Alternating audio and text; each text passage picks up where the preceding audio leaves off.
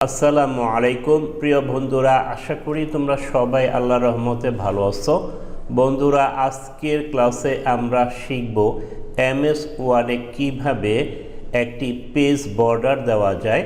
বন্ধুরা, তোমরা জানো এমএস ওয়ার্ডে বিভিন্ন সার্টিফিকেট অথবা আইডি কার্ড তৈরি করার সময় আমাদের পেজের বর্ডার দিতে হয়।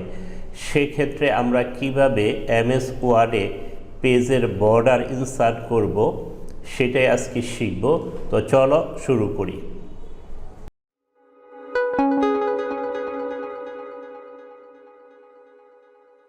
আমি এমএস ওয়ার্ড ওপেন করে নিলাম।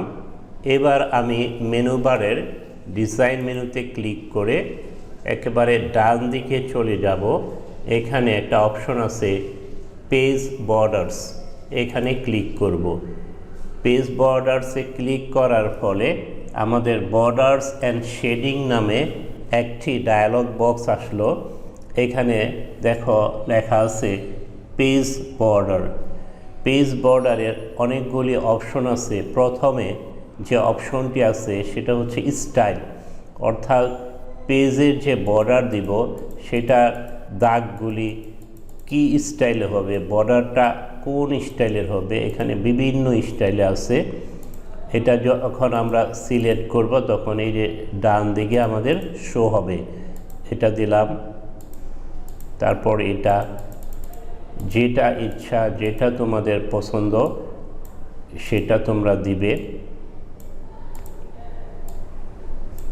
এখান থেকে অনেক রকমের বর্ডার আছে স্টাইল। আমি এটা দিয়ে দিলাম। তারপর বর্ডার স্টাইল চয়েস করার পর বর্ডারের যে কালার আছে, কালার যেটা আমরা দিতে চাই সেখানে যে কালার অপশনে আছে, এখানে ক্লিক করলে বিভিন্ন কালার এখানে শো হবে। আমার যেটা চয়েস হবে, যে কালার চয়েস হবে। আবার মোর কালার আছে, মোর কালারের মধ্যে স্ট্যান্ডার্ড আছে, যেটা ইচ্ছা।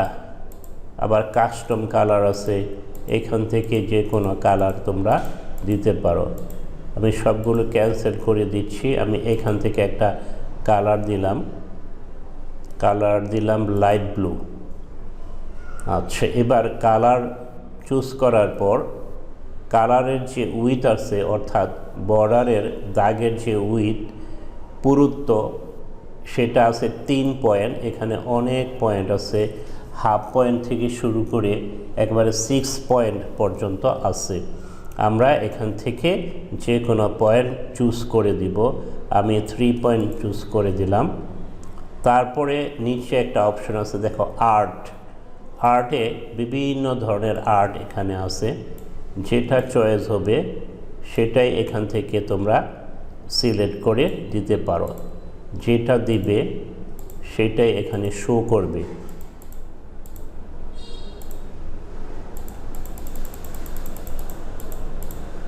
দেখো, যেটা তোমার ফাইনাল চয়েস হবে। আমি যদি এটা চয়েস করি অথবা এটা চয়েস করি, এটা আমি ফাইনাল চয়েস করলাম। তারপর এখানে দেখো অ্যাপ্লাই টু হুল ডকুমেন্ট সেট আপ দেওয়া আছে। This section first page only, this section all aspect first page. এখান থেকে তোমরা চুজ করে দিতে পারো। আমি হোল ডকুমেন্ট দিয়ে ওকে করে দিলাম। এখন এই রকম আমাদের পেজ বর্ডার এখানে তৈরি হয়ে গেল। এখন আমরা এখানে লেখালেখি করব।